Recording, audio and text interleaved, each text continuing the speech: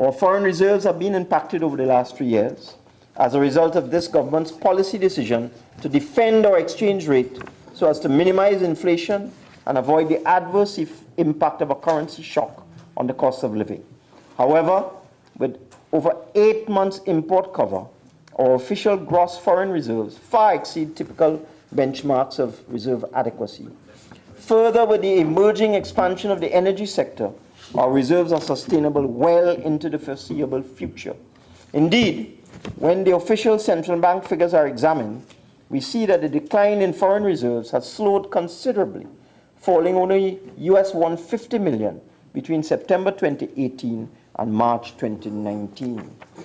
Financial buffers remain substantial. On the 3rd of May 2019, just a few days ago, assets in the Heritage and Stabilization Fund hit an all-time high of US $6.1 billion, Madam Speaker. While foreign exchange reserves at the central bank currently amount to a healthy US $7.3 billion, or a combined amount of US $13.4 billion. There is also available within the local commercial banks the amount of US $2.5 billion for commercial and individual transaction purposes. Simply put, sound and stable macroeconomic conditions, in particular low inflation and stable interest rates, have laid the foundation on which savings and investment are being generated in an environment of certainty with improving prospects for growth. Madam Speaker, the fiscal outturn for the first half of 2019 points strongly in the direction of fiscal sustainability. Our 2019 budget was predicated on an oil price of US $65 per barrel and a gas price of US $2.75 per MMBTU. Current prices are not deviating significantly from these assumptions. However, global energy prices declined by 17% over the period October 2018 to February 2019, which resulted in a loss of revenue, in particular royalties on oil and supplementary petroleum tax. Oil prices fell after recording a high of US 70 per barrel in October 2018 to a low of US 49 per barrel in December 2018. But since then, prices have recovered to an average of US 63 in April 2019. Gas prices are now hovering around US 2.65 per MMBTU, but over the period of October 2018 to April 2019, the price was 3.26 per MMBTU, above the budget estimates. Revenue in the first half, I'm pleased to announce, was $706 million above the program revenue estimated in the context of the budgeted $47.72 billion for the year. On the other hand, as a result of our tight cash flow situation, expenditure in the first half of 2019 was $2.55 billion below programmed expenditure in the context of the total budgeted for the year of $51.77 billion.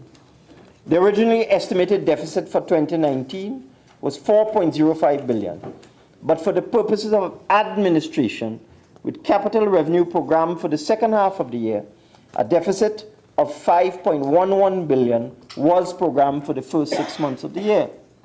This is what we had programmed, Madam Speaker, as we looked at cash flow, a deficit of $5.11 billion for the first 6 months of the year.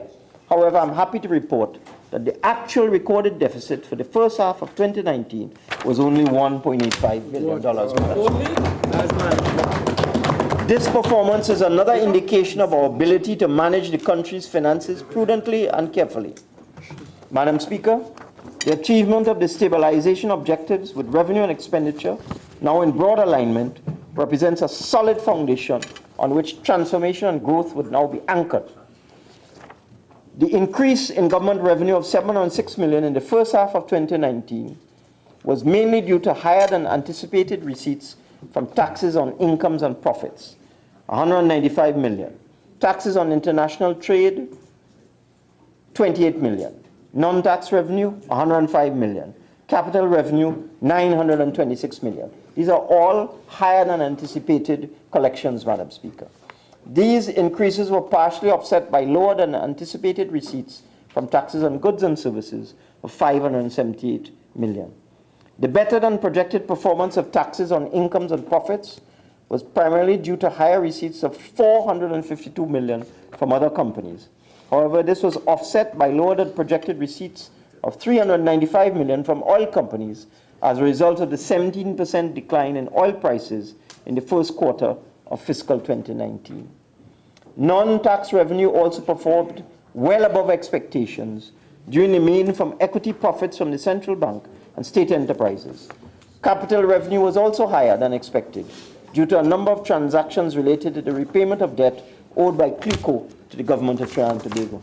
In terms of expenditure, recurrent expenditure for the first 6 months was lower than the anticipated of $23.63 billion, with reductions in expenditure in goods and services and interest payments amounting to $1.47 billion. Looking forward, Madam Speaker, we have recognized the importance of the achievement of a sustainable growth, not only the overall fiscal position, but the very nature of the expenditure being envisaged. As a result, we intend to direct resources into areas which would support not only the private sector in its business activities, but also in enhancing growth and development, including infrastructure rollout, roads, highways, bridges, and hospitals, discharging arrears to commercial suppliers and contractors, as well as liquidating VAT refunds with a view to improving business conditions. As a result of our policy of maintaining key public sector investment, in particular in the areas of infrastructure, as well as our tax rate, as to put our tax relations with the commercial sector on a current basis, total expenditure has been revised upwards to $52.07 billion, an increase of approximately $300 million over the budgeted 2019 expenditure of $51.77 billion. On the other hand, because of lower oil total revenue, which was budgeted at, because of lower oil prices, total revenue, which was budgeted at $47.72 billion, is projected to fall by $221 million to $47.5 billion, with a resultant overall fiscal deficit of $4.57 billion compared with $4.05 billion as budgeted. The oil price assumption used in the 2019 budget statement will therefore be adjusted to $60 per barrel. But with gas prices averaging US 3.26 per MMBTU over the period October 2018 to April 2019, the gas price assumption has been revised upwards to US $3 per MMBTU from the 2.75 used in the original budget. We are also providing through supplementation, as is in the report of the committee, Madam Speaker, a much needed $1.839 billion for in-visit expenditure in 18 areas.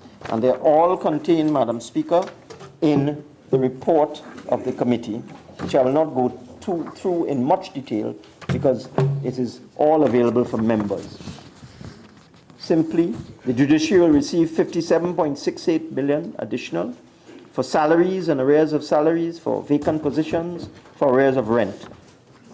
The service commissions will receive $3 million for security services and assessment of senior officials in the public sector. The Office of the Prime Minister will receive $12 million to meet the operational costs of the Children's Authority, among other things.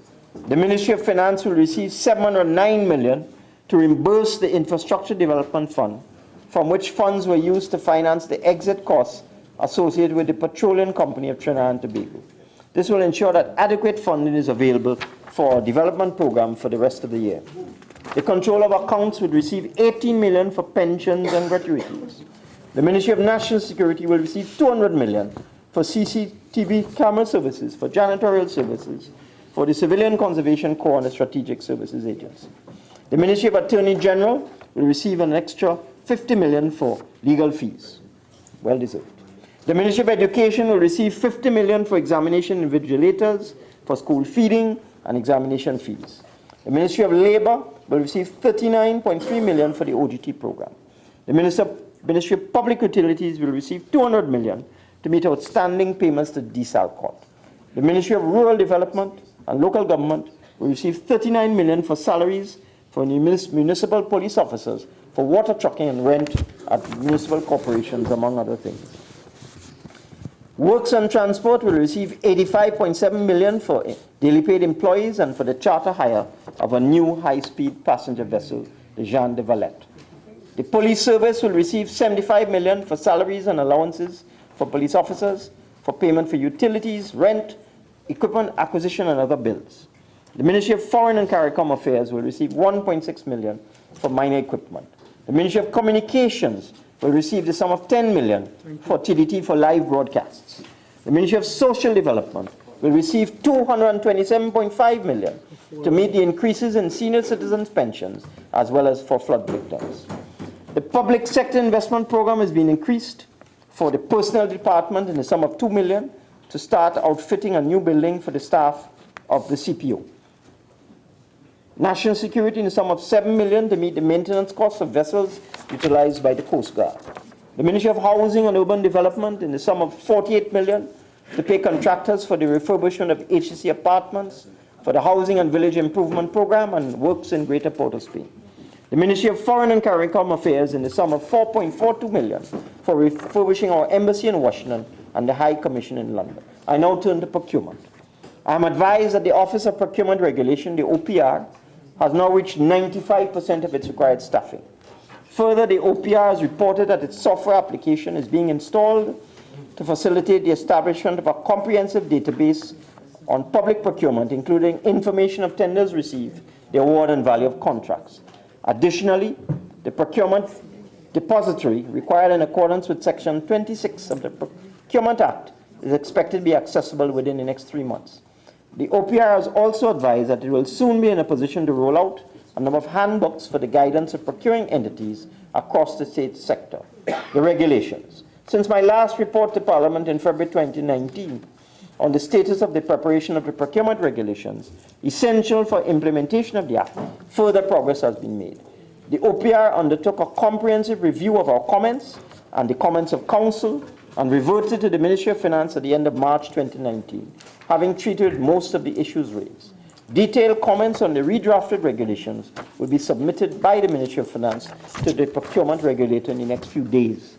Accordingly, I'm advised that barring unforeseen circumstances, further proclamation of important sections of the Act can be achieved by August 2019.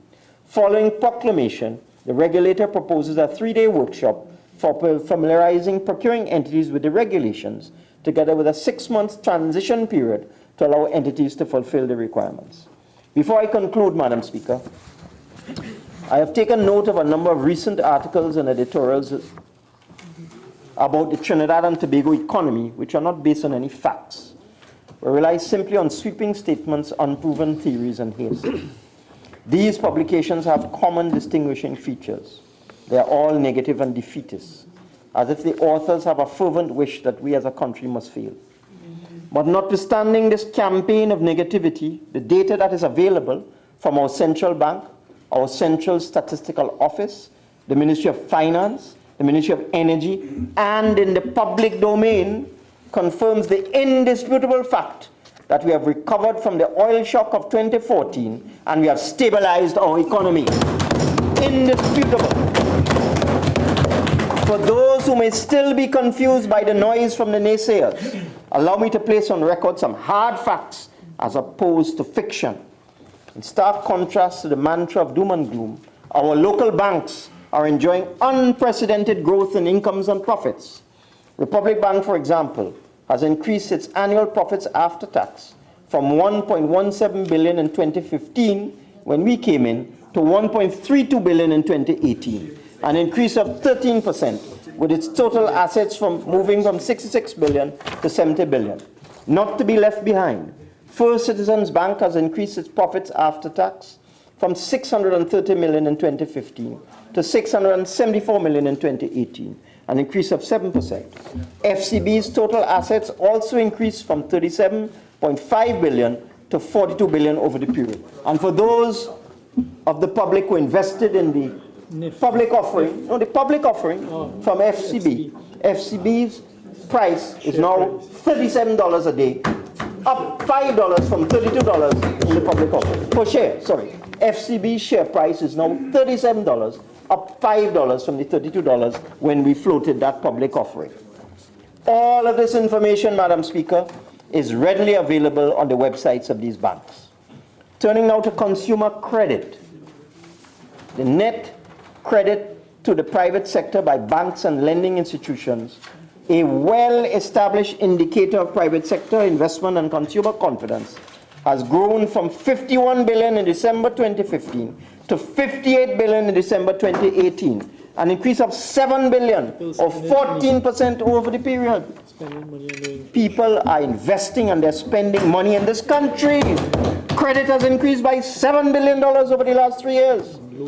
If we look at prices year on year, retail prices have increased by only 0.8% between March 2018 and March 2019, while food inflation has been contained at just 2% year on year, Madam Speaker. These are some of the lowest inflation rates for Trinidad and Tobago for decades, a direct result of our fiscal and monetary policy.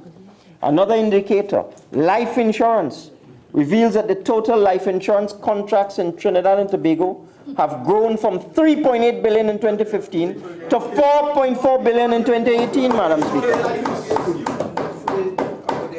And for those who do not know, Madam Speaker, life insurance policies are one of the strongest forms of savings available to our citizens.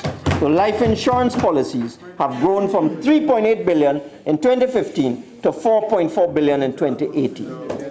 Other indicators of the health of our insurance industry, such as total assets, annuities, deposits, mutual funds, all show significant growth over the last 3 years.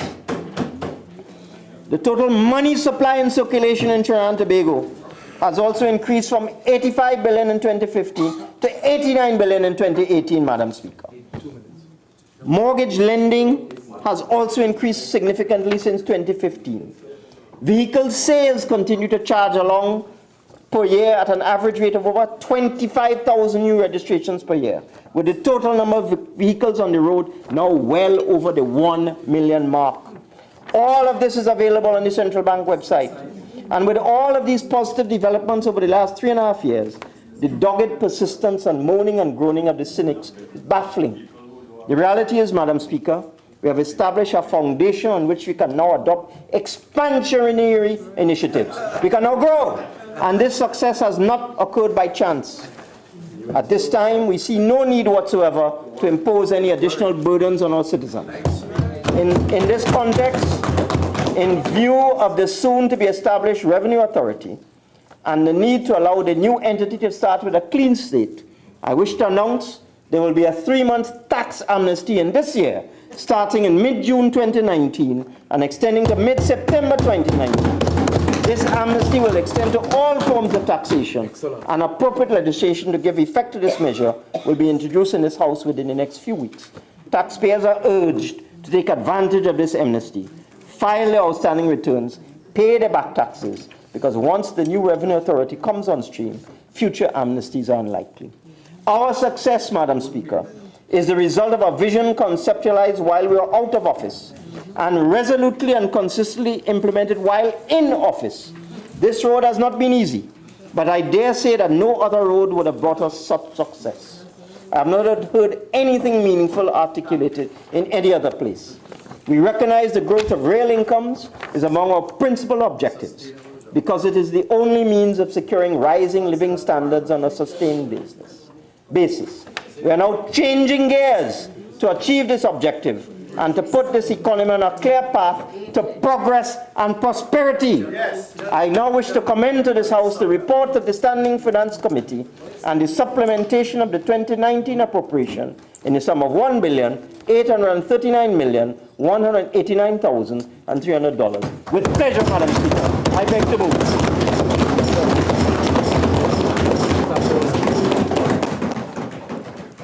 Honourable members, I will now propose the question for debate. Be it resolved that this House adopt the second report of the Standing Finance Committee of the House of Representatives for the 4th session, 2018-2019, 11th Parliament, on the consideration of proposals for the supplementation of appropriation for the fiscal year 2019. Member for Superior.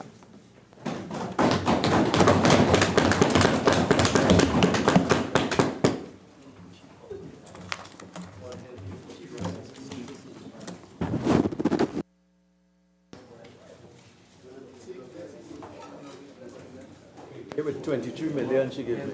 Yeah. Can I help this? 23 million.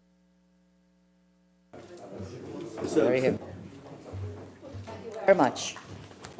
Madam Speaker, I thank you for allowing me this opportunity to contribute to the debate on the midterm budget review of this government.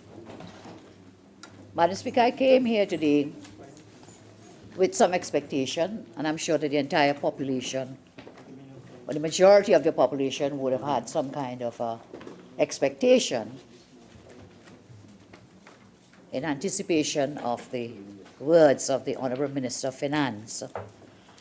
And you know, I think what we wanted to hear, I think many people have wanted to hear, what were the plans that the government had to improve their lives, to better their lives. But instead, what we heard was more deflection, more distraction, and all kinds of numbers thrown at us. The minister's admitted he's a magician, he's a wizard, he conjures up numbers, he picks them out of a hat and pelts it at you. So I'm not going to get into a numbers game.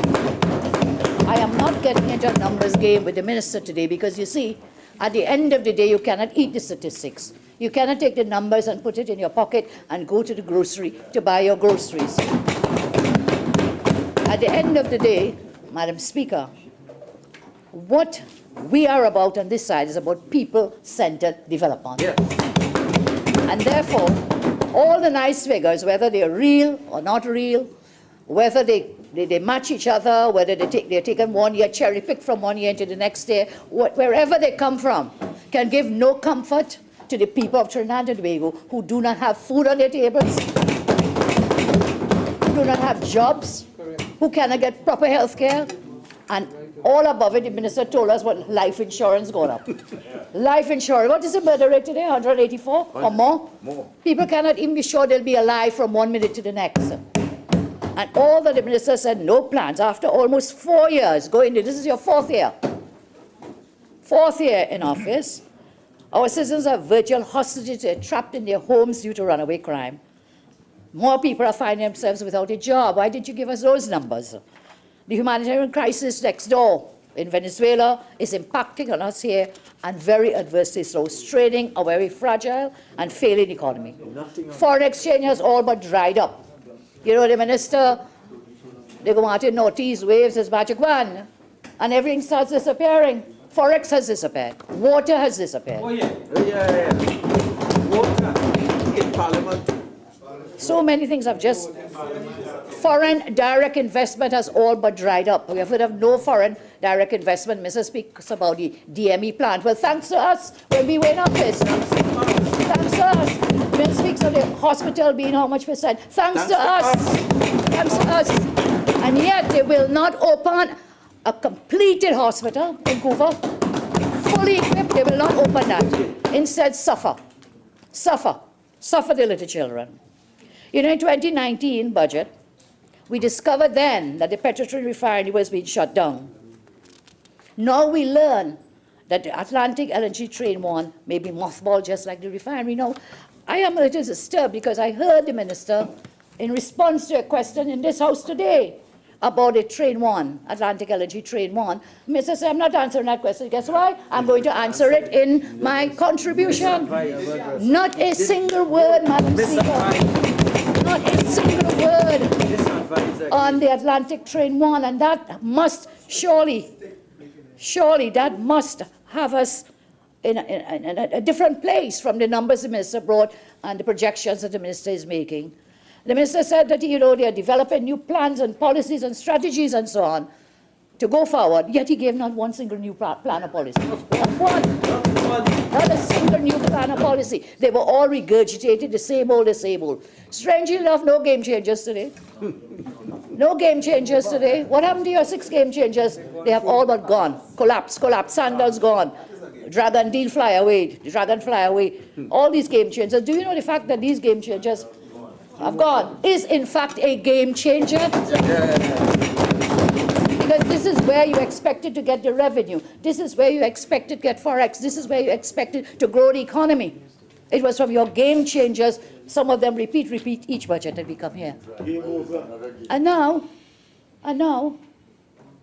well, my colleague is reminding me, we reach game over. You will not be there.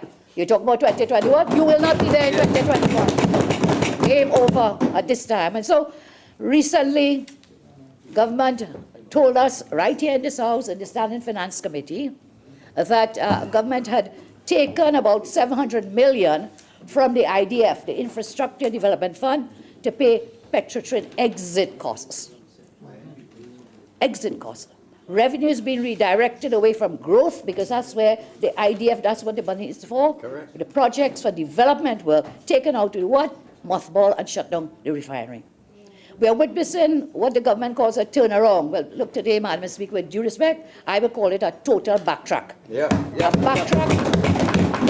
A backtrack to failed P&M policies of the past with the same result. What is it? Collapse of the economy. Our economy has collapsed under this incompetent government.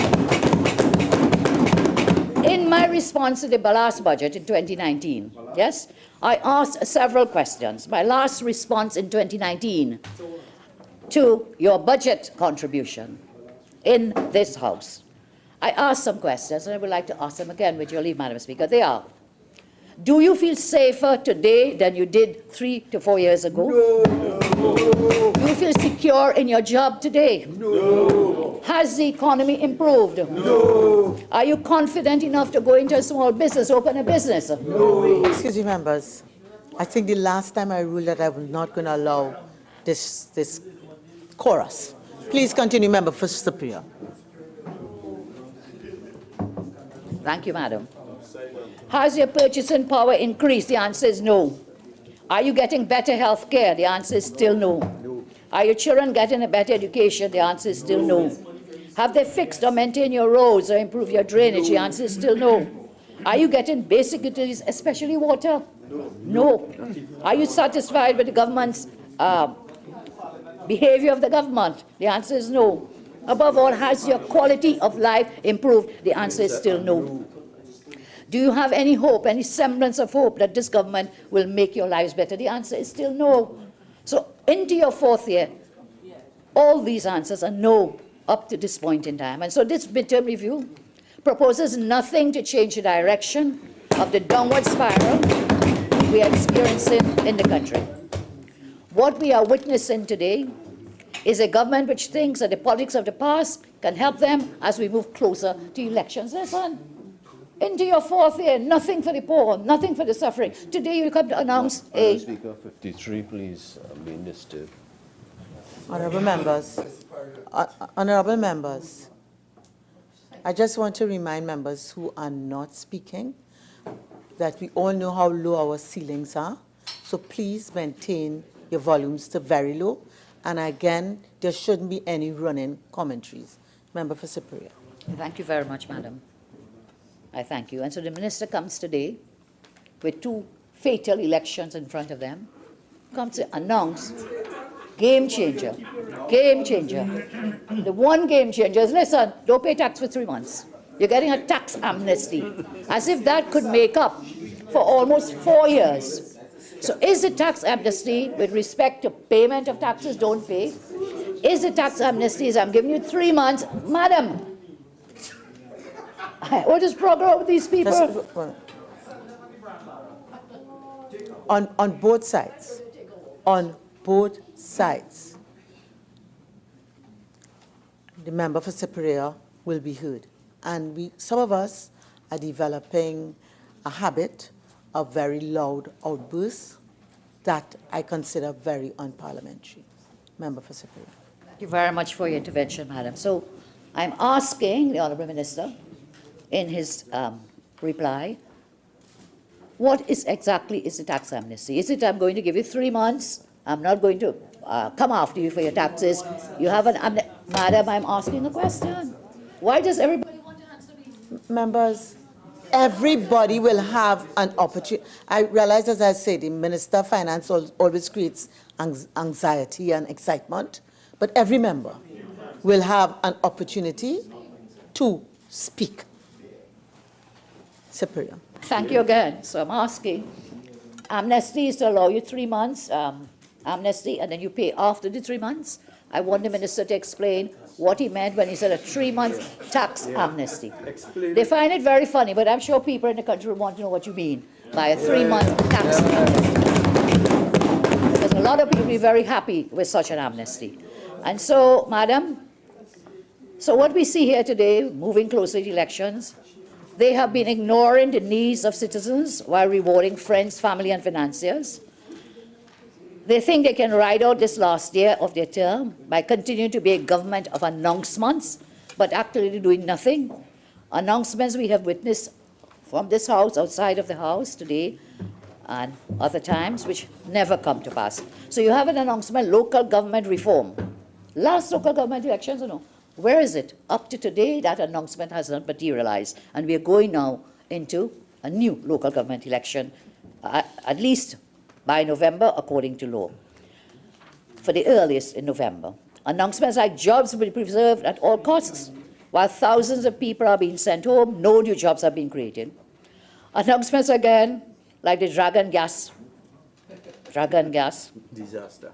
San Fernando Waterfront Project, HDC Housing Program. So here we have, you know, a government cannot run a country by announcements. Action. But never happen. And then they try to con the population or try to hoodwink the population by saying, we are all in this together. So let me go through the announcements of today, Madam. One that we all waited to hear, patiently waiting to hear. A serious alarm bell has gone off, sending a very grave warning to our future economic stability. I'm talking about the recent announcement, the failure of BPTT's infill drilling program to secure enough gas to satisfy its obligations to Atlantic's Train 1. This makes it clear that there may now well be a significant shortfall in gas production. Minister came today and he revised the gas price, on which we will predicate future activity for the budget, for the economy, reviewed it upwards to, I think, $3 from 2.25, on which the last budget was predicated, to now $3. But how is Atlantic Train 1? What is happening there? How is that going to affect our gas production, and therefore revenues to be gained from that gas production? So I think the minister owes, or the government owes, some kind of explanation to the country as to what could happen or what should happen with respect to Atlantic LNG Train 1. This has very serious and profound consequences and major implications for every single sector of our nation, from investment to major infrastructural work and even the most basic social services. What is now crystal clear is that a complete lack of planning by the government to make contingency plans will see a further spiral downwards for the country in terms of our energy and economic future. Government has treated the energy sector, our main source of forex and revenue. They've treated that sector with contempt. As a result, the energy sector is now on life support, facing a very uncertain future. The Trinidad Express today reported in an article under the headline, IMBERT, and me no disrespect, that's the headline, IMBERT to present mid-year review today, that, and under that heading they said, BPTT's infill drilling off the east coast of Trinidad could result in Atlantic Train 1 being mothballed in 2020 and 2021. Is this true, or do you have a plan as to what could be done with respect to Atlantic Train 1? You know why it's very important, the Train 1? The Train 1 is the only one, I believe, in which the government has a stake. I think it's a 10% share. The trains 2, 3, and 4, if we have any stakes in those, please tell us what are the stakes of the shareholding. Madam. Honorable members, I have indicated before the member for Cypria has a fine voice. I would like to hear. And we have to do as we like to be done. Some of us need attention, silence in the house when we are speaking, and I hope we will do unto others as we would like done to us. Member for Cypria, please continue. Thank you again, Madam. So I'm asking, do we own any shares in trains 2, 3, and 4? I know that we own shares in Atlantic LNG Train 1, and therefore should this be mothballed, it's going to affect the dividends that we could have got from these. In the 2, 3, and 4, yes, we'll get the taxes and so on, royalties, taxes, but if we lose this Train 1, So does the government have a plan as to how to keep the Atlantic LNG Train 1 going? The Trinidad Express I just quoted from, they said it could result in the Atlantic Train 1 being mothballed. Now, NGC owns a 10% share of administration under the late Prime Minister Patrick Manning approved Atlantic Train 4. Many senior analysts in the energy sector predicted that the gas supply shortage scenario would arise in Trinidad and Tobago. I quote from an article entitled Grave Concerns for Natural Gas Reserves, written by Casala Camara, published on October 18, 2006 by the Trinidad and Tobago News, and I quote, then NGC President Frank Lukin pointed out that the proposed Train 4 alone, with a gas demand of 800 mmcfd, will need 5 TCF, trillion cubic feet of gas over 20 years. Continue to quote, what this really means is that one LNG train is going to equal the gas demand of all the plants at the Point Lisa estate today. This was way back in 06. What we have here, so far back, and even as far back as 2002, there was a recognition that the known gas reserves would not be able to sustain the planned developments in the long term unless gas was discovered. This is one of the things that led us to introduce the fiscal incentives for the energy industry. And we know of those that gave us more gas supply now, still happening. I want to make it more stark, Madam, as to the dangers that were pointed out by their own experts. In 2003, Professor Ken Julian, and I quote, when you look at the reserves picture, and the country has to look at sustainable benefits, both tangible and non-tangible, you will find out that you have committed 80% of gas reserves to one industry, ALNG. And that is the history. When we came in, we incentivized exploration activity to get more gas. Had we not intervened to incentivize companies like BP, Shell, and EOG, etc., we would not have projects like Juniper, Angela, or Sircan. And without those projects producing gas, this country would have been in a far worse shape. In fact, in 2018, the annual economic survey, in its annual economic survey, the central bank indicated that activity in the upstream subsector was boosted by higher natural gas output, largely facilitated by the Juniper platform. Yeah, we did it. So today, ma'am, we expected the Honourable Minister of Finance to lay out a clear plan or speak to required adjustments for this new development, which only came to light on Friday. No mention whatsoever of this, which is a major issue now in our energy sector and in particular our gas sector. I wonder if the Minister will heed the warnings of the economists to reduce reliance on the energy industry. There's an article published in Sunday's Guardian by Rishad Khan, and I quote, Dr. Ronald Rampison said, it is almost as if the universe is warning us that we need to do what we have been talking about, but not actually investing in, which is non-oil economic activity, cocoa, and all other products. Economist Roger Hussein noted, and I quote, it sends a serious, sharp warning for the state to change the thinking towards how to generate economic activity in Trinidad and Tobago and to bring non-energy sector growth and more into the forefront for focus. And many others have spoken. I think the Minister referred to them as alarmists and doom and gloom and so on. Yeah. But you know, sometimes you don't kill the messenger, listen to the message and plan accordingly. Plan accordingly. Now, government may want to reconsider the reallocation of gas supply to ensure the greatest revenue and least economic loss in terms of jobs, growth, etc. for the country. Government should consider reintroducing fiscal incentives. Correct. Fiscal incentives to spur increased exploration activity. I remind you that this government has condemned us for the fiscal incentives we put in place, but we are now reaping the benefits of those. So, we can clearly say, Madam Speaker, based on the evidence before us, that this government has derailed the natural gas sector.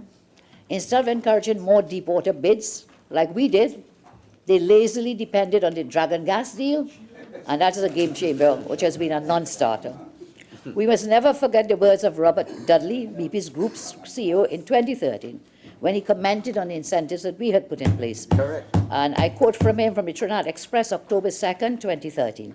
The benefits of these fiscal changes have been evident in the recent successful bid runs, particularly in deep water, and we can now expect to see increased investments in exploration and development as a result of the changes announced last month.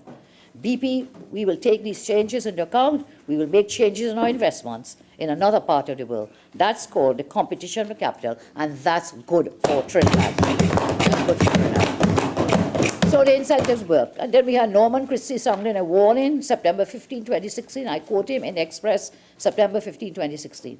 The current gas master plan deliberations must result in clear policy decisions regarding matters such as gas allocation and price, and must incentivize upstream investments in an increasingly competitive environment.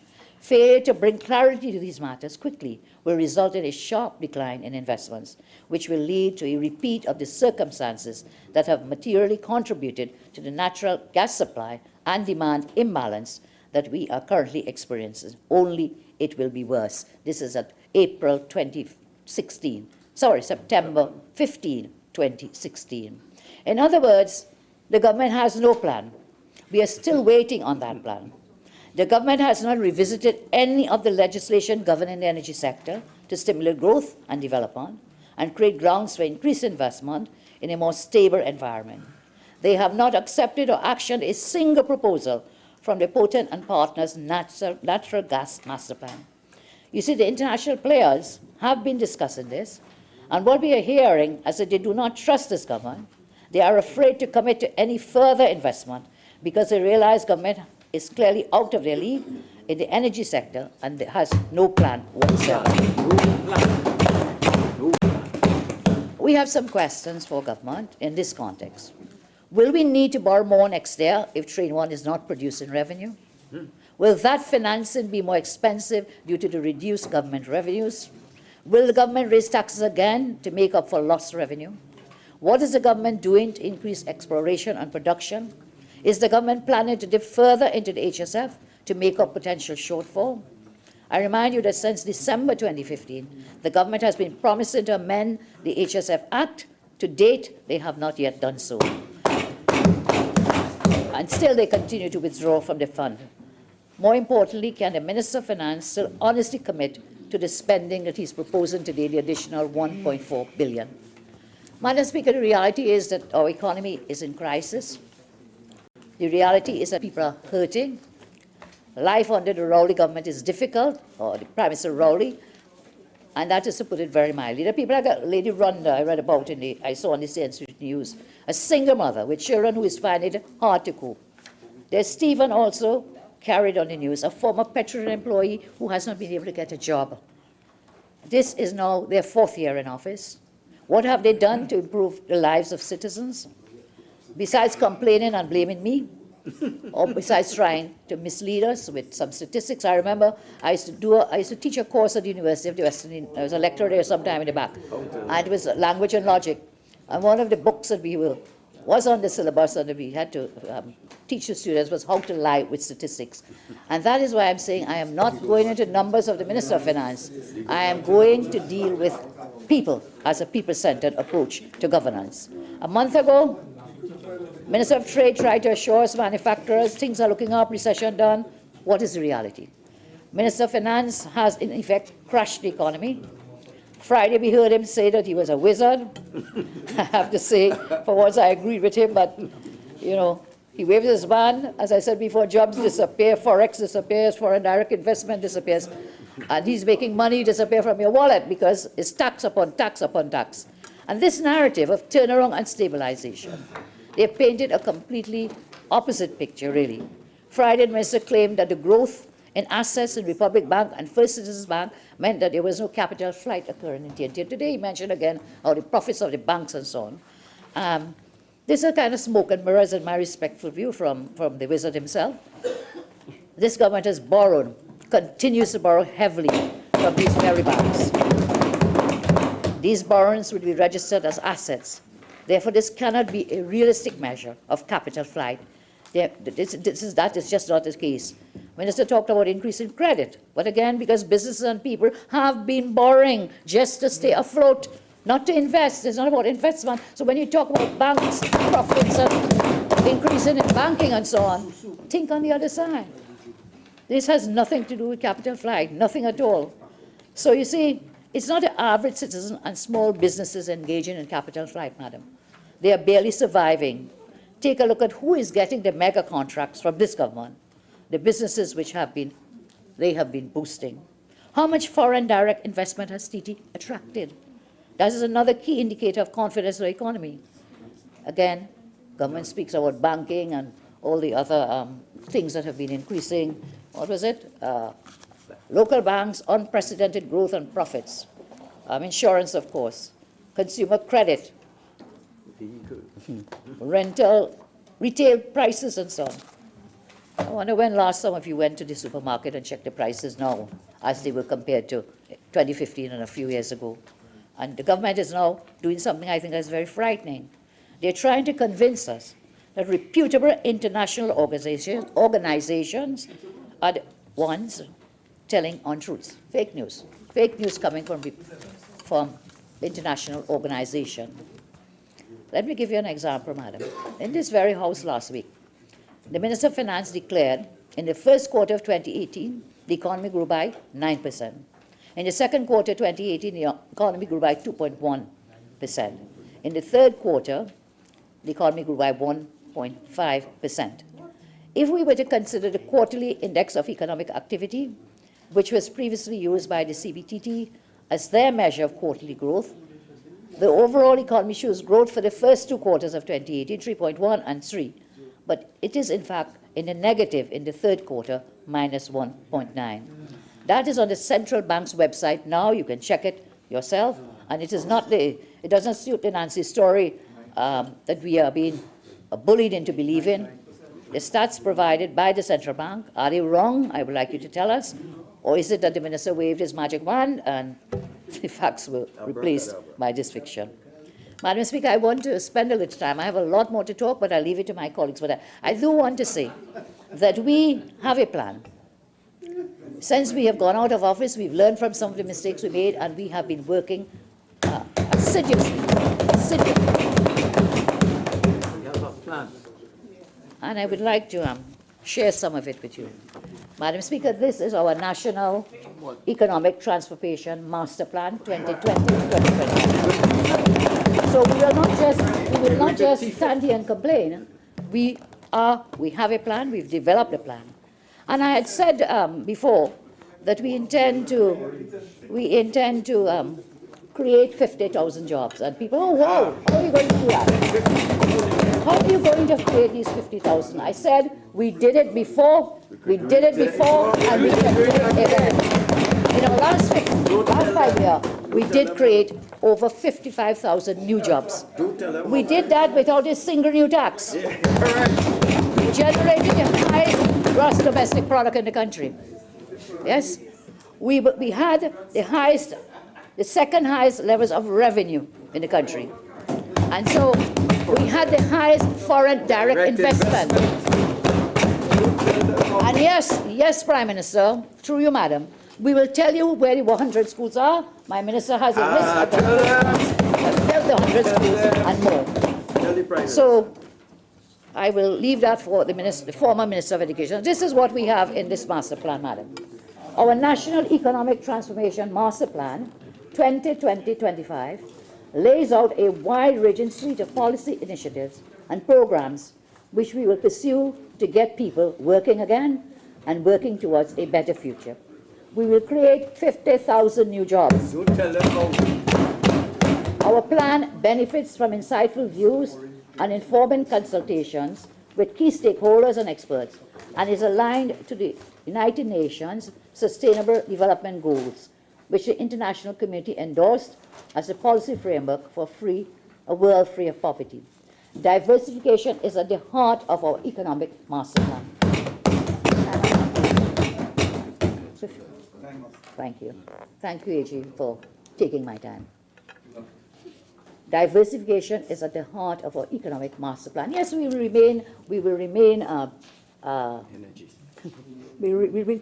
will pin the energy sector to our chest, madam. Yes, because it's very important. We'll pin it onto our chest. Honourable Member for Superior, your original 30 minutes are now spent. You're entitled to 15 more minutes to complete your presentation, if you wish. Very much. The idea for next chapter. Thank you very much, madam. Yes, so we will continue incentives and find ways to deepen exploration and Excuse me, madam. in the energy sector. Diversification will be at the heart of this plan. For too long, our economic fortunes have been too closely linked to the energy sector, so that we are always at the beck and call, the vagaries of output shocks and price shocks. Where the price goes up, we boom and we are happy. It drops and we are where we are now. And the same thing with the output shocks, Madam Speaker. So we will encourage strategic investments in niche non-energy sectors where we have strong competitive advantage, market opportunity, and growth potential. These bold steps must be made now. We will, of course, not ignore the energy sector, as I said before. Our plan embodies a business unusual spirit. The private sector is being called forth to take the lead in strategic projects, while government will play a facilitative role. Of the many interventions, we have identified and singled out 12 prosperity engines spread across communities in Trinidad and Tobago. These prosperity engines will mobilize and engage the private sector, both local and international. And their implementation will have large positive multiplier effects in kickstarting the economic recovery, fostering growth, and supporting diversification. We recognize the road ahead will not always be smooth. We have to treat with a rapidly aging population, unacceptably high crime, and many national institutions in need of transformation. Climate change is already a clear and present danger to our small island developing state and our Caribbean neighbors. We face a slowing global economy and escalating trade tensions. Geopolitical competition among major superpowers is becoming fiercer. Unconventional sources of oil and natural gas, alternative sources of energy, are disrupting global energy markets. The digital revolution, particularly artificial intelligence and increased automation, presents for us great promise and as well great peril. All these challenges will bring opportunities to break away from outmoded approaches and to venture boldly in a new direction. I am confident that we will be able to achieve these. And the 12 the prosperity engines that we have identified to create these 50,000 new jobs, doubling non-energy exports, and these engines are as follows. What time I have on? 33? Yeah, don't tell them, you know. 3:33. Don't tell them. They're marking down. You know, if we tell them we cannot implement it, they will not be able to implement it. So they will not be able to implement it. So we will deal with agriculture and agro-processing. We will deal with Tobago's first locally branded hotel, Plymouth International Cruise Ship Marina Complex, Point Galeota Energy Logistics Hub, Seagrass Aruba Southwest Peninsula Economic Zone, Piarco Aircraft Maintenance Repair and Operations Hub, East Port of Spain Steel Pan Manufacturing Facility, West Port of Spain Trini Creative Arts Area, Tamana Solar Tech, Renewable Energy Park, Digital Innovation Park, East-West Biotechnology Manufacturing Park. These are some of the projects that we have identified. And in this plan, we have built the plan on 5 interconnected guiding principles which constitute the cornerstones of our strategy for recovery, sustainable growth, and diversification of the TNT economy. Principle 1, people-centered development. Getting people back to work. Principle 2, pro-business. Allow the private sector to drive growth and development. Principle 3, resilience. Deepen economic reforms, but with a human face. Principle 4, local content, give people a sense of ownership and independence. And principle 5, sustainability, promoting environmental stewardship. Madam Speaker, we will roll out these plans. We will roll out these plans. We will roll out these plans for the general public. Member, 1 second. I'm sorry, sir. Member for Naparima, I think the speaker already spoke about the chorus.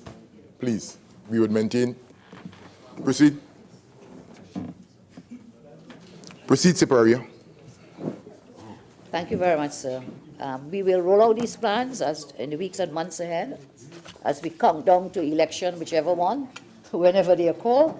We will share these ideas with the public. So we did not just come here today, sir, Madam, Mr. Speaker, to say we do not agree with the plans and policies of the government. We believe that they failed the economy as they failed the country. And that is not sufficient. We are saying that we have plans and projects, policy initiatives as we go forward. In the few minutes I have left, I will attempt to... I just want to raise one specific matter, and it has to do with something I mentioned earlier about the IDF. Now, as long as I've been in Parliament, I have never known that you can come with a variation bill, a supplementation bill, which is what we have before us today, to supplement Budget 2019 by increasing it by $1.4 billion. Where within what you gave us in the Standing Finance Committee with respect to the Infrastructure Development Fund, and that fund is established under Section 43(2) of the Exchequer and Audit Act, Chapter 6902. And the minister said, look, I want $709 million more because I want to replace money taken out of the IDF to exit Petrotrin. Okay? He said his purpose was to replenish the IDF, and funds had been transferred from this fund to finance exit costs associated with Petrotrin. Now, this entire issue of Petrotrin remains a matter which we believe requires a comprehensive forensic investigation to start with. The secretive and hasty manner in which it was done constitutes, in the eyes of some, a criminal act against workers and entire communities. The resultant cover-up of billions in corruption spent on the World GTL project and the USC plans, the protection of friends of this government, and others engaged in activities, but this is not limited just to the fake oil scam. It's not only that. They appear to have robbed the company of hundreds of millions in revenues, compounded by the fact that the whistleblowers, those who dared to stand up to protect the public purse and the company for which they work, they were unceremoniously fired, all gone. Close to half of the amount of the money asked for, the minister told us, was the firing of Petrotrin workers, which, if the minister is to be believed, was not budgeted in the 2019 budget. So they never anticipated that they would need this money when they said Petrotrin was shutting down. And that is a very scary matter. So the hatchet man woke up one morning, he decided 5,000 plus direct employees, another 5,000 indirect workers associated with Petrotrin, gone.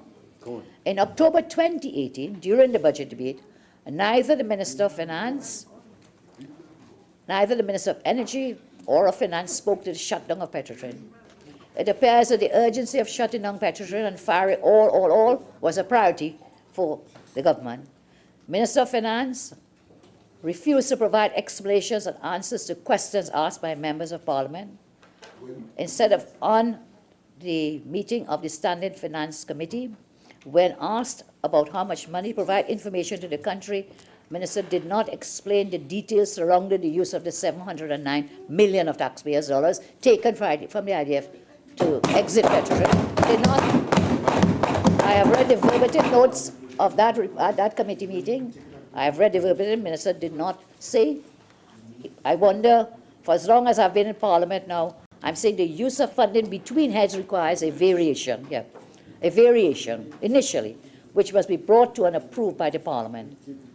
So the Minister is bringing only a supplementary bill, but he has not given us anything in the law for Parliament to approve this $709 million from head IDF, from the head IDF, which is a separate head in the budget, to go now, where? To Minister of Energy for the exit cost, because Petrotrin falls under them, to go to where? Ministry of Finance, because Corporation Sole may be making those payments. And I do believe that this transfer from the IDF is not being dealt with as provided for in the law. We should have had a variation bill as well as a supplementation. As has been done in the past, they come together as a variation and supplementation. I'd be happy if the minister can explain. Now, I know if it is within a head, if it's in the same head, IDF head, it was a construction of this, construction of that. Within the same head, the Minister of Finance has the authority to sign it within a head. But what we're having here is a transfer from one head to the next, and I'm asking the Minister, is that being done legally? As I close, Madam Speaker, I say last year, I told the House that the economy was sick, that the economy was on life support. Today, the economy is dead. Because of the actions and inactions of this government. Today, the government is engaged in a futile exercise to try to resuscitate the dead economy. All these massive borrowings, debt to GDP ratio, easily moving from 62% to 70%. This supplementation is like the installation of a pacemaker after the heart has stopped beating. It will take more than a wizard to perform the magic and the miracle. I tell you, Madam Speaker, it will take a new government to resuscitate this country. The Prime Minister tells us to pray for oil. The Minister of Public Utilities tells us, do what? Pray for rain. The population says, we pray for a new government. Madam Speaker, thank you. Member for Port of Spain North, St. Anne's West. Thank you very much, Madam Speaker. Madam Speaker, I am saddened as a citizen of Trinidad and Tobago and as a representative of part of the capital of Trinidad and Tobago, Port of Spain North, to hear the contribution of a former Prime Minister here today telling the community that an economy is dead to start with. That is certainly the furthest thing from the truth, and it is very disgraceful, in my respectful opinion, Madam Speaker, for a former Prime Minister to paint the economy of Trinidad and Tobago as being dead. What was even more embarrassing, Madam Speaker, was to hear a former Prime Minister for 5 years and 3 months who always likes to boast about what they did in the energy sector, ask the country whether the only shareholding Trinidad and Tobago has in Atlantic LNG was in Train 1. Madam Speaker, and I hear Doppy, sorry, the Member of Parliament for Naparima. The Member of Parliament for Naparima. Why is a little boy?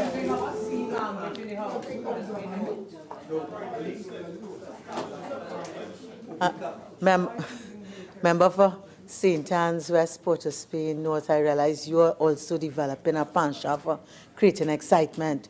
Okay, so I hope you will withdraw, stand up and withdraw. I withdraw that, Madam Speaker. I was referring to the Member of Parliament for Naparima. All right, and Member for Naparima, sometimes even as you may feel the need to object, I hope you do it in a way consistent with the standing orders. Okay? Thank you very much. Madam Speaker, as I was telling the national community, to have a former Prime Minister who should have chaired an Energy Standing Committee, and unfortunately that Energy Standing Committee's minutes reflect that she never chaired the Energy Standing Committee for 5 years and 3 months. And the Energy Standing Committee, for those members of Trinidad and Tobago, the citizens of Trinidad and Tobago to know, is the body, the sub-cabinet committee that governs the policy and also shepherds everything in the energy sector from a government point of view. So it is, I guess, not surprising to have the former Prime Minister ask the country whether the only shareholding it has in the whole Atlantic Train 1, 2, and 3, and 4 was in Train 1. So I will respond to that. The people of Trinidad and Tobago, through the National Gas Company, have a 10% shareholding in Train 1. We also have an 11.11% shareholding in Train 4. So for the whole UNC bench not to know what is the shareholding in one of the most important investments in the energy sector in Trinidad and Tobago, it is very shameful. And she's now, the Member of Parliament for Siparia is now asking, what about 2 and 3? Member of Siparia, the former Prime Minister of Trinidad and Tobago, Trinidad and Tobago has unfortunately no shareholding in Trains 2 and 3 of Atlantic LNG. Actually, a UNC government. So, Madam Speaker, now to deal with some of the fiction with respect to the energy sector, I'd like to remind the population that when we came in as an administration, the gas sector was in complete shambles and disarray. Madam Speaker, I was reminding the Honorable Prime Minister today that one of the first things we faced as an administration, apart from the CGCL debacle, which I'll come to in a short while, was we were immediately faced by NGC coming to us and telling us that Shell had dropped off the provision of 220 million scuffs of gas a day to the downstream, to NGC for a downstream hydrocarbon sector. The first question, because they simply did not have the gas out of what happened with dolphin and starfish. What immediately then happened is we asked, well, okay, well, what are the penalties for Shell to pay to Trinidad and Tobago? We were told the contract had no penalties. So he said, okay, we were then doing an assessment, and NGC said, by the way, there were billions of dollars in claims which arose during the period that the UNC was in charge, 2010 to 2015, for gas curtailment to the downstream sector, to ammonia, urea, and all of these downstream sectors at Point Lisas. So he said, what do you mean there are billions of dollars of claims? NGC then said, when there was new management in NGC, those who were there under the UNC having departed, they said there were serious curtailments from 2011 all the way through to 2015. We said, but we asked that question in Parliament. The then Minister of Energy, under the UNC-led administration, said it was maintenance. They said absolutely not. What Kevin Ramnarine told the population was untrue. Madam Speaker, when we came in as an administration, we met billions of dollars in claims from the downstream and serious gas curtailment in the upstream. I want to remind the population that that is what happened, combined and coupled with a UNC government that withdrew $14 to $16 billion in cash from the same NGC during that period. So it meant that NGC itself could not even take cash now and invest into the energy sector, into the gas sector, to help itself out of this very deep hole. Now to CGCL, Madam Speaker, lest the country forget what happened under the government led by the member for Siparia. CGCL is a conglomeration between Massey, NGC, and the Mitsubishi Group out of Japan. Immediately upon coming into office, they approached the Office of the Attorney General, saying you have to sign off. You have to sign off, Attorney General. We then took a look at the file as to what had to be signed off. In red ink, from the Solicitor General on the 7th of September, the last working day. No, the 7th of September was the election. So it was on the 5th of September, the last working day of before the elections, the Friday before. The public servants at the Office of the Attorney General put in red ink in writing on a file to the then Attorney General, who was pressuring them to permit him to sign off the opinion to consummate the deal, that they did not agree with what had been negotiated. When we started to explore it, Madam Speaker, for the people of Trinidad and Tobago to know what was the energy policy of those on the other side during the period 2010 to 2015, they talk about secrecy, they talk about a lack of transparency, Madam Speaker. They passed a policy called a greenfield gas policy. And what that meant is they would take the limited gas, because by then they knew there were curtailments of gas and a shortage of gas.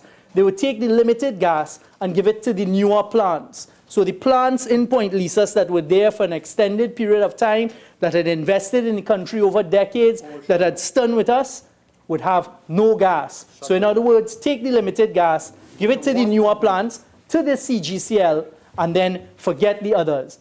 Immediately, from a legal perspective, and remember there were two self-appointed silk in that cabinet, from a legal perspective, Madam Speaker, it opened us up as a country to claims. It opened us up as a country to billions of dollars in claims and a constitutional argument of discrimination. So what did we have to do? Immediately, an Energy Standing Committee that was being chaired by the member for Digo Martin West, that was sitting on a regular basis, got together and took a decision to reverse that policy that no one in the country, apart from those to benefit and those that passed the policy, knew about. The rest of the industry, those at Point Lisas, had been hearing about it. They didn't even have the courtesy to tell them. I suspect that is because they knew immediately they would be able to go to court and have that policy overturned. We as an administration took two decisions. Overturn the policy, even though there was a contract executed with CGCL and the government of Japan through the JBIC Bank, and then go and renegotiate the terms of the contract. Another thing you hear constantly sung from the other side, Madam Speaker, is the collapse of the energy industry, and I'll come to that when we had the energy spotlight. And everything we do is going to run foreign direct investment. Completely untrue. The Prime Minister set a small team up, being guided at every step of the way by the Energy Standing Committee. We went off to Japan. We sat down opposite the government of Japan in 2 days, and we renegotiated with the government of Japan to the benefit of the people of Trinidad and Tobago, and extricated us. Took us outside of that sphere, that whole specter of liability that they had dug a deep hole for Trinidad and Tobago in. The government of Japan said, but this is a contract that is binding. Don't you respect sanctity of contract? And you said, with the greatest of respect, we do. But we as a sovereign government have a right to protect the people of Trinidad and Tobago. And this is how we will do it. So we are asking that you either reverse it or we go to arbitration. And thankfully, the government of Japan agreed with us. We were able to renegotiate it and extricate the people of Trinidad and Tobago from billions of dollars in claims and the potential loss of thousands of jobs at the Point Lisas estate. That is what this administration did in the first 6 months, based on their energy sector proposals and their energy sector policies, Madam Speaker. The next thing we had to set about doing was negotiating a way and dealing with the billions of dollars of remaining claims as a result of the curtailments, Madam Speaker. And we successfully sat down and did that over time by working hard. But we couldn't wait there, because what we also found out, Madam Speaker, when we came in, is those who profess and tell the country how they know what to do with energy, they did absolutely nothing to renegotiate or to negotiate any new gas supply contracts from upstream. No new contract with EOG, no new contract with Shell, no new contract with BP. In fact, the audacity of those on the other side to talk about meetings with Bob Dudley and speaking to BP in London. I'll have the country remember the embarrassment we face as a country here today, that the Prime Minister at the time could not even make it to BP's office in London for the meeting. You're still talking about that.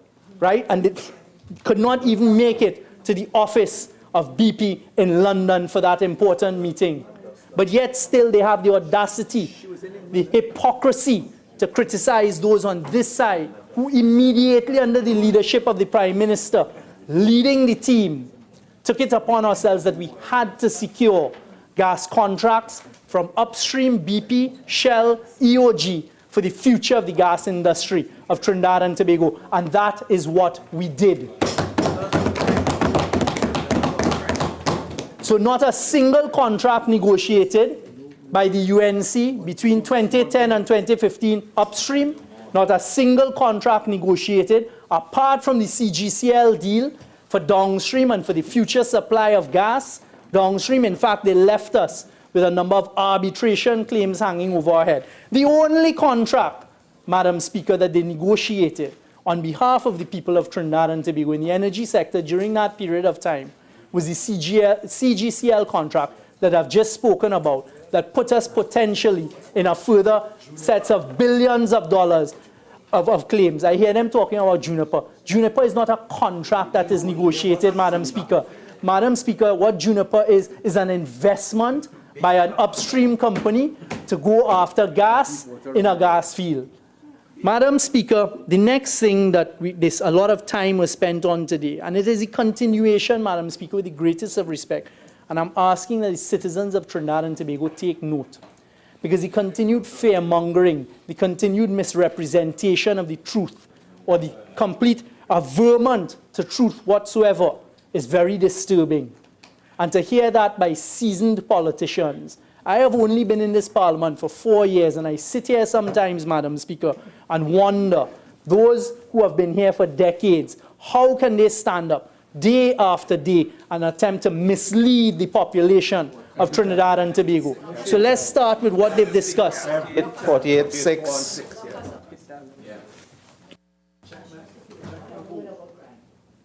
Member, just withdraw and restate what you're saying, please. Madam Speaker. The misleading.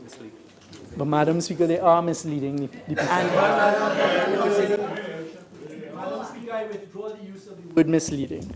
Madam Speaker, to stand here every week, as I'm about to say, this week, just today, to hear what is being said with respect to the recent news from BP. Every national of Trinidad and Tobago who is a patriot and who cares about Trinidad and Tobago is looking on with concern, Madam Speaker. And we hear them come today and try to raise a whole set of issues. I will get to national security, don't worry about that. So, Madam Speaker, to stand here today and hear the misrepresentation of what actually happened. So let me tell you what has happened, Madam Speaker. BP has not had 4 dry wells. What happened is in Cannonball last year, they were drilling in Cannonball last year. In December 2018, the first well that they were drilling, Immortel, encountered a mechanical integrity issue. And as a result of that, they had to drill a second one into sand. And that was the well that was found to be wet and that there will be no production from. In Easter of this year, they then drilled 2 in Kashima. And the well in Kashima is not a dry well. The well in Kashima at this point in time appears to have less than they thought. They were going for 100 million scuffs. They've hit 50 million scuffs. So what they are looking to do right now is re-evaluate. Let me explain to the country with the greatest of respect, Madam Speaker, about Train 1. The Train 1 contracts expired in April 2019.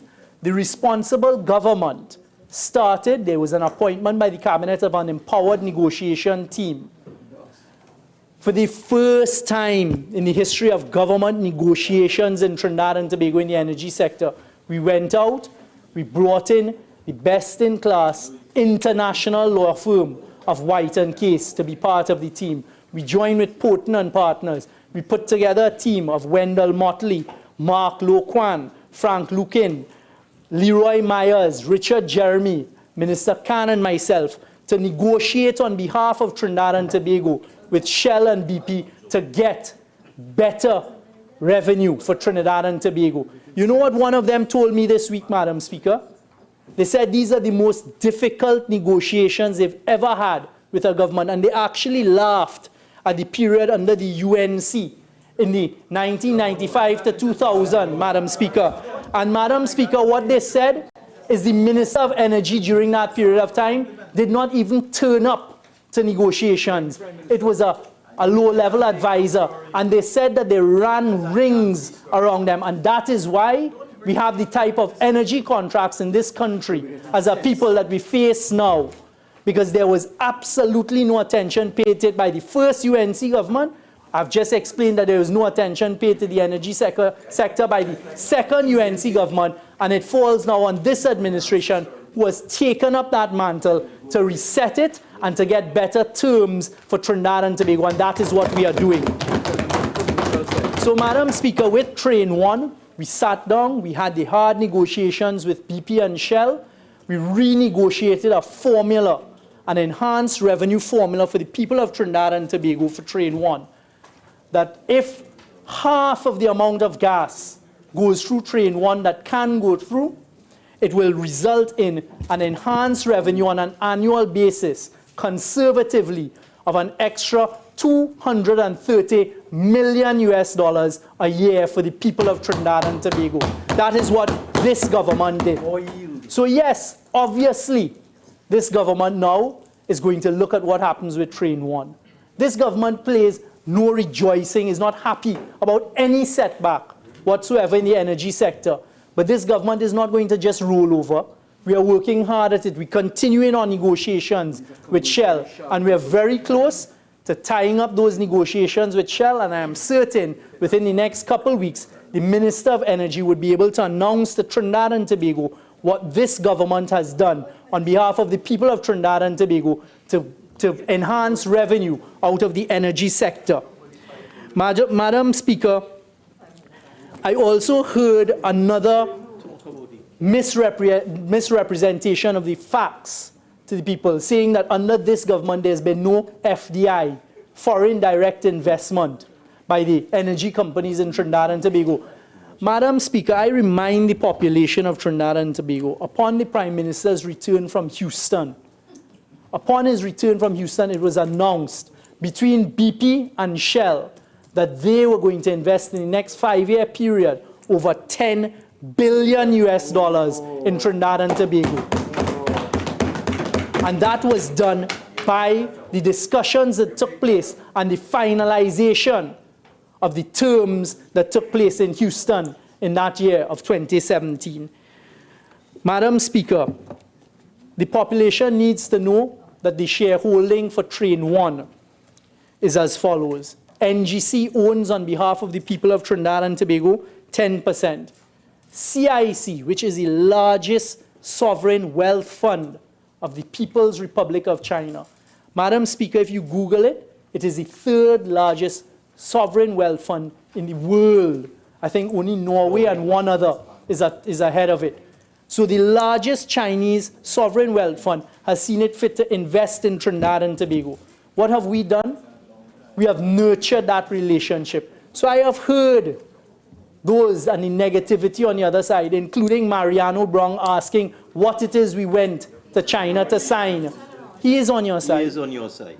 So, Madam Speaker, I want to tell the people of Trinidad and Tobago that what they saw being signed by NGC in China a couple weeks ago, Madam Speaker, is for the benefit of the people. I would like to hear the proceedings of the Parliament, please, and the constant murmuring on the other side is disturbing me. I would like to hear it, Madam Speaker. Honourable members, as I indicated, some of us create excitement, but anybody who wants to speak will be allowed in the proper time to speak. Okay, so if we will comply by Standing Order 53. Member for Port of Spain North, St. Anne's West. Thank you very much, Madam Speaker. Madam Speaker, the relationship with CIC, the largest sovereign wealth fund of China, the deal that was signed between NGC and a subsidiary of NGC and a subsidiary of CIC, is for NGC's subsidiary to have the rights to market whatever cargoes CIC gets out of Atlantic LNG along with its own cargoes. Madam Speaker, for those who don't pay attention and those who may not know better, that achievement and that milestone of Trinidad and Tobago being allowed the opportunity to go out and market LNG to the largest purchaser of LNG in the world, China. China is now the largest LNG importer, user in the world, with a growing market that it tries to reduce its reliance on coal. And for small Trinidad and Tobago to get into an arrangement with them that we can join together to market LNG cargoes is a tremendous achievement. and I thank those who were involved in negotiating that agreement on behalf of Trinidad and Tobago. What we're continuing to do is we're going to enter into discussions, Madam Speaker, now with BP and Shell, called black box conversations and discussions with respect to trains 2, 3, and 4, as this government and this administration continues to strive along with its advisors to get the best possible returns to Trinidad and Tobago for the people of Trinidad and Tobago. Madam Speaker, this is just a little bit of what has been happening in the energy sector under this administration, because when we came in, we met it in a complete disaster, we met it in complete disarray, we met a complete crisis situation taking place in the energy sector. It is finally stable. We have also been settling claims. When the negotiations were taking place with CNC last year, Madam Speaker, and the government had the backbone and the wherewithal in difficult negotiations to stand up when CNC took a decision to shut its plant and to try and put the political pressure on the government of loss of jobs. And all of a sudden, the amount of jobs at CNC spiraled upwards, went upwards, elevated numbers. And the government stood strong. Those on the other side said, disaster. You would run all of the foreign investment from Trinidad and Tobago. We stood strong. We negotiated well. We negotiated hard. We got terms that were mutually beneficial to both parties. That's NGC as well as CNC. The plant is operating and it is producing and it is exporting its product. No disaster. And what we were able to do in that instance, Madam Speaker, is set the tone and the precedent for the negotiations and discussions with the downstream. Shortly thereafter, there was also settlement of the single largest downstreamer on Point Lisas, Nutrient, formerly PCS Nitrogen. We finally settled those. Standing Order 53-1 E, F, and G, please.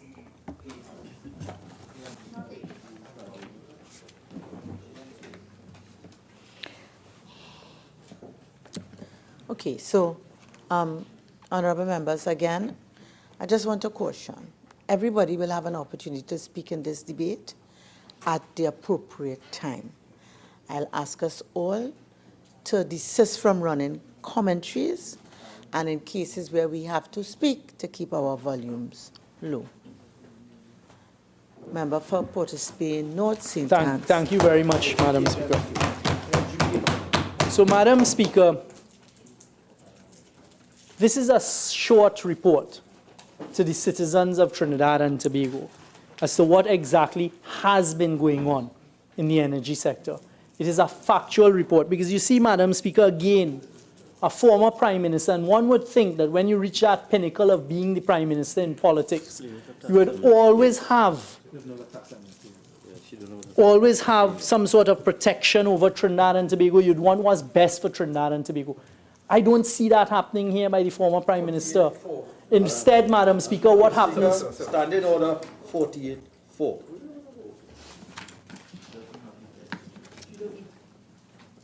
Member for Port of Spain North, St. Anne's West. Thank you very much, Madam Speaker. Madam Speaker, a couple disturbing statements were made by the Speaker before me.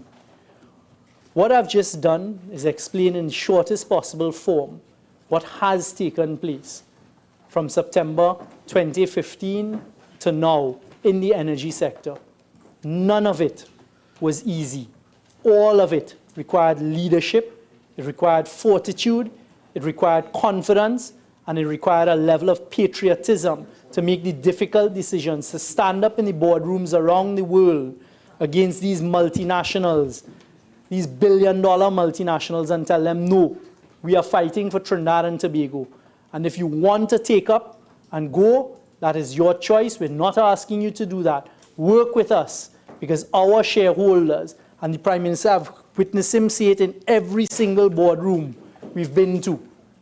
His shareholders are the people of Trinidad and Tobago, and those are the people that we account to. And I tell the people here today without fear of contradiction that every decision we've taken in the energy sector has been to the benefit of Trinidad and Tobago. Another one I heard them talk about, Madam Speaker, was World GTL, and talk about the cover-up of World GTL. Madam Speaker, I'd like the population of Trinidad and Tobago know.